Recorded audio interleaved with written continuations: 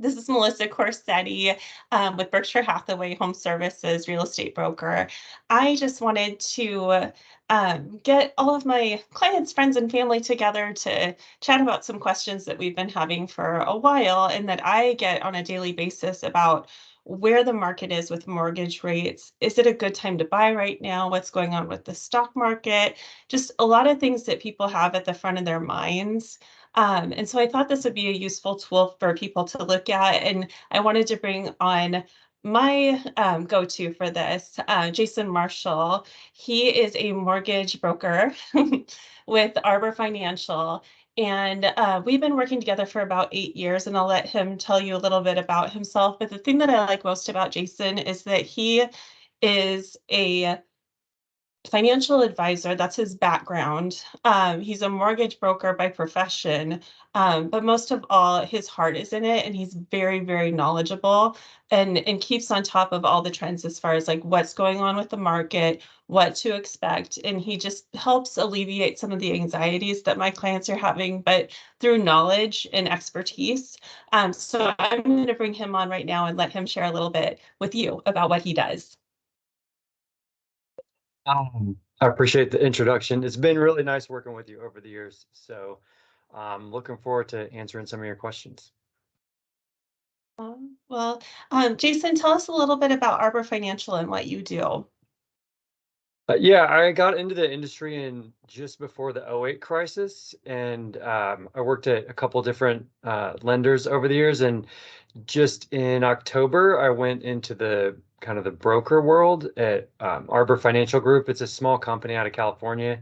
And basically now, instead of having one set of rates for the company I work at, now I can shop around with several different lenders and kind of pick the best rate with the best company, and then still kind of offer the same advice I used to on the retail side, but now I just have a bit more access to better rates and some more programs.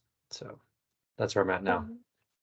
Well, like I said, Jason's my go-to, so I'm going to hit him with the hard questions first. So Jason, perfect transition. You had mentioned that you got in around '08 when the financial crisis was hitting. And I think for a lot of folks who went through that, some of the things that are happening with banks and with the mortgage rates rising are kind of like an onset of a little bit of anxiety. And so I just wanted to ask you some questions to see kind of where we were at a year and a half ago versus where we're at today with mortgage rates, and just have you tell us kind of what has happened between then and now and what's driving the market towards where it is right now.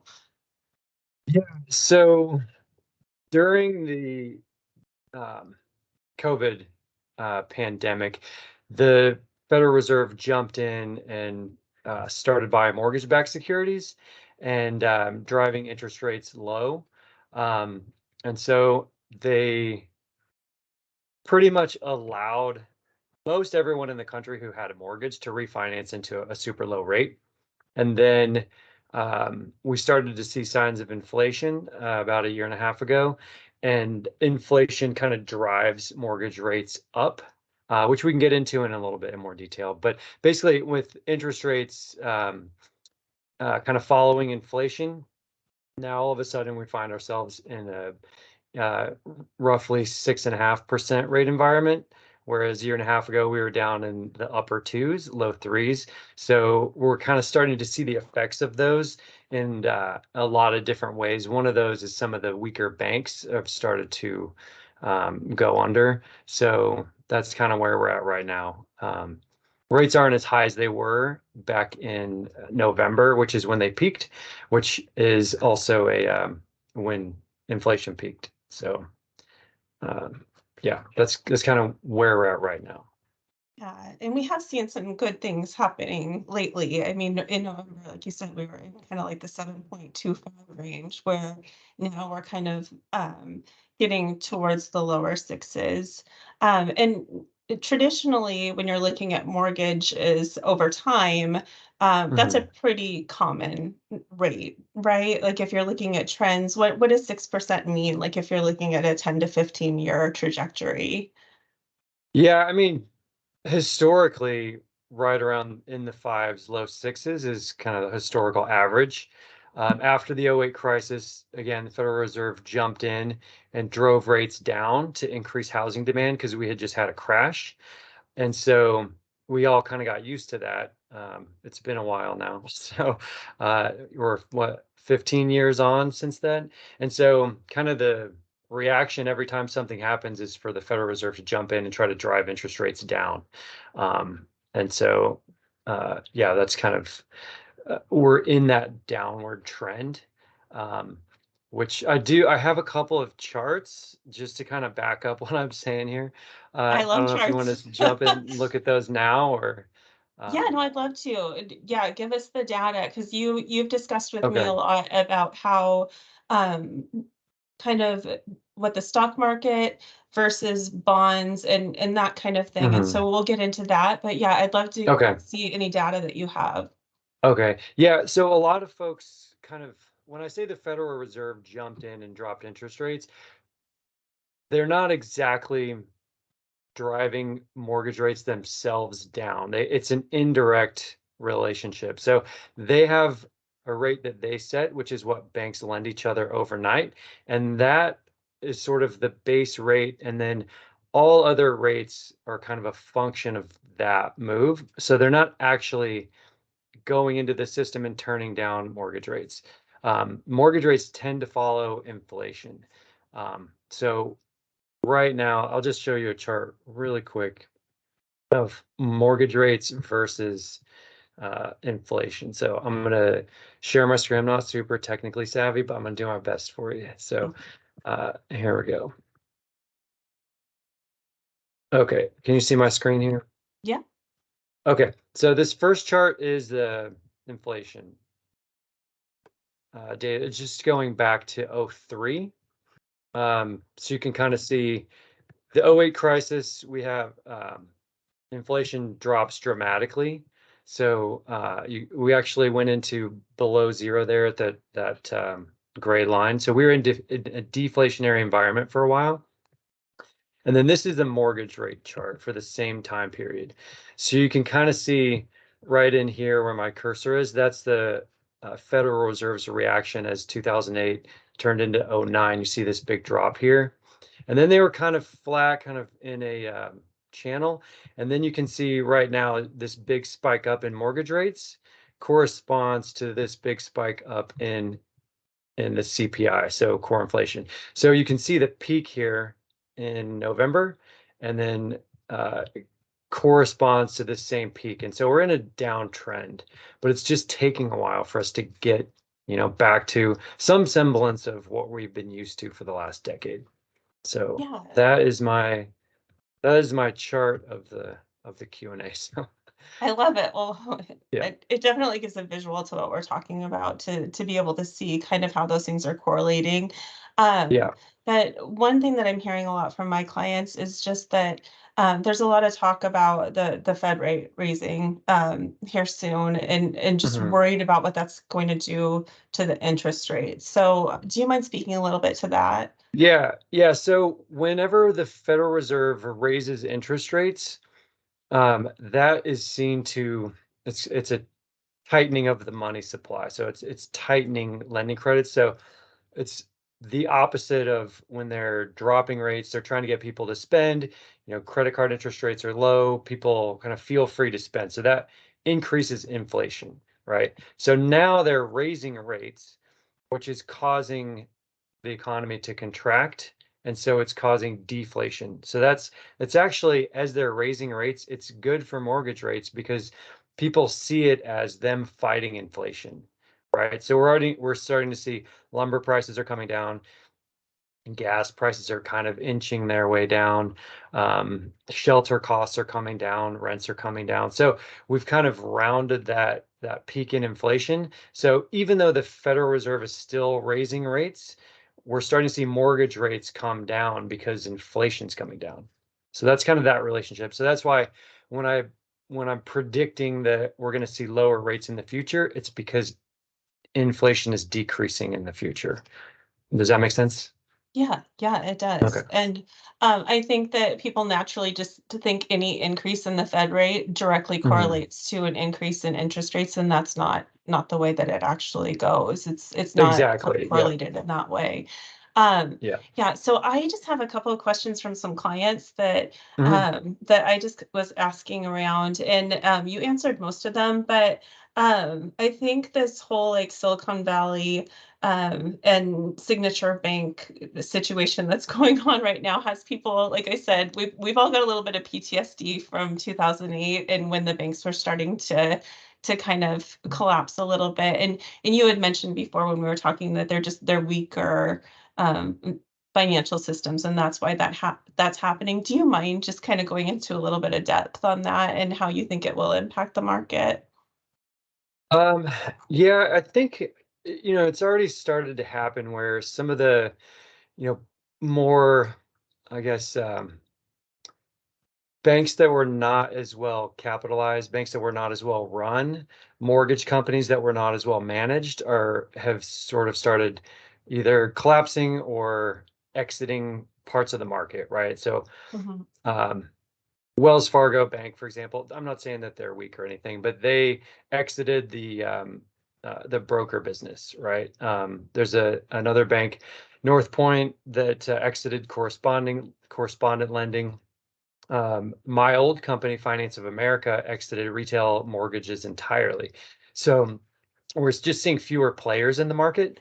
So, but I think that for the most part, most of the big banks are fine. The Federal Reserve just came out and they said that they would be, backstopping a lot of the larger banks. And so, they're working to contain it, but ultimately, if there are banks that are poorly run, poorly managed, you might see more bank closures. Um, but for the most part, they're trying to ring fence those that are troubled assets, protect the depositors, and then keep it from spreading to other banks. So, Yeah. Well, that's good. And a lot of what was happening before was, I mean, they fixed a lot of those problems with regulations and things like that in the mortgage lending business. So, um, mhm, yeah, so that's super helpful. And yeah, and another question that I have for my clients is some folks are in homes currently, but they're thinking about buying a second home. And especially where I live in Yamhill County, that's really popular right now because people are kind of rushing towards Yamhill County because it just I mean, we have amazing wine country and rentals are still going for quite a bit over mortgage rates, depending on your down payment. So, um, what what would your advice be to people who are looking to buy a second home um, and can afford it? Should they hold off on that and wait for mortgage rates to go down, or do you think that now would be a good time? And do you project rates on second homes to be going up in the future? well, rates on second homes will follow the rest of the mortgage market. So I think generally on the rate front, I think that, we'll see rates come down. It won't be in a straight line.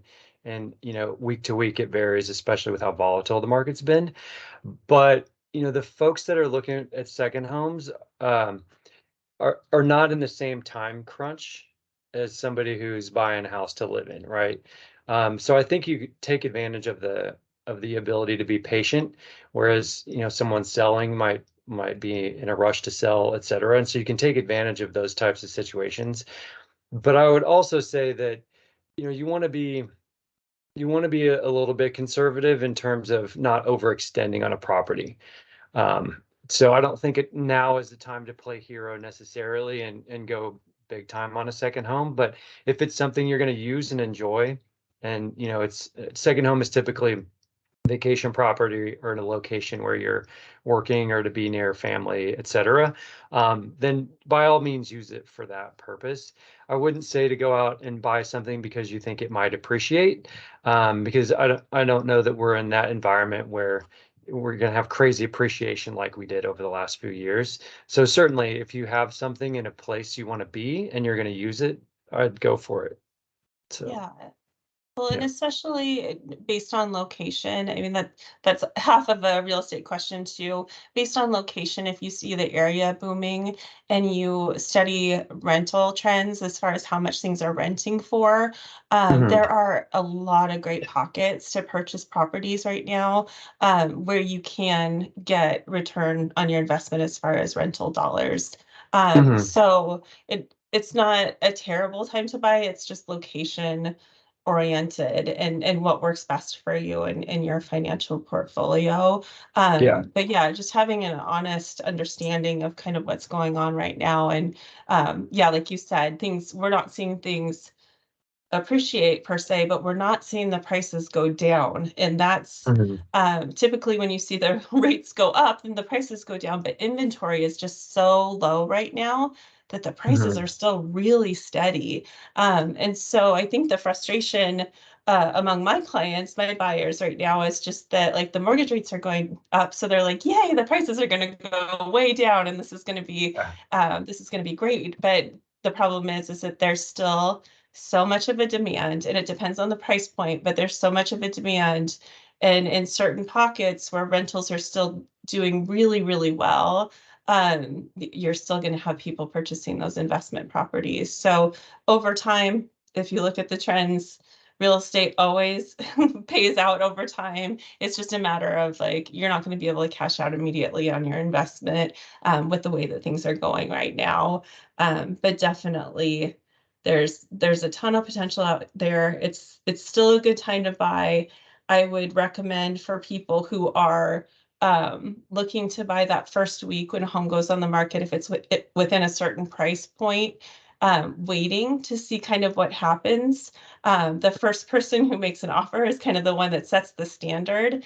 But if there's a little bit of time involved, then there is still an opportunity to get a good deal, but things are still flying off the market within the first week, and with multiple offers. So yeah, it's one of those weird little situations where the mortgage rates, they're not as high as they've ever been. They're not as low as they've been in the last year. So it's a little bit of a sticker shock. But people are really still looking to buy within certain price points. So yeah, I would say right now that if your investment game is long term, that it's still a really good time to buy. Yeah, and what are your thoughts on that, Jason? Yeah. I mean, like you said, patience is good, not jumping in right at the first day of listing. Um, Especially if you can find a home that's been on the market for a while and ask for some seller credit. A lot of sellers are experiencing kind of the same questions that, we as buyers are facing, which is, are these economic effects going to bleed over? So, if they have a house that's been sitting for a while, they might be super eager to just get it sold and move on. So you can, as the buyer, if you are patient, you can find a house and still get, still get around some of the um, uncomfortable high prices by asking for things like a seller concession, from somebody who might have a house that's been sitting for a while. So those are the kinds of things you can do. So. Awesome. Yeah, and another thing that leads me to, thank you, Jason, is seller concessions and that we've typically been doing in previous markets are closing costs and prepaid. So like your Mhm. expenses with your mortgage moving into a home. But now there are buy downs where you can actually have the seller contribute to buying down your rate. What are Mhm. some of the options that you have available for that? Yeah, so there's a permanent buy down and then temporary buy downs. The permanent buy down is just essentially paying points to buy your rate down. So right now, if your rate is 6.5%, and the seller can contribute say 1% of the purchase price towards your closing costs, you can just use that to buy your rate down maybe to 5.875. And then we can, what I usually do with clients is I'll just run through the numbers and say, okay, if it's you know $5,000 to save $100 a month on your payment, then it pays out in X amount of months, and then does that match your time horizon for owning the home? And then we can figure out, does that make sense, right? So That's a pretty straightforward way to do it.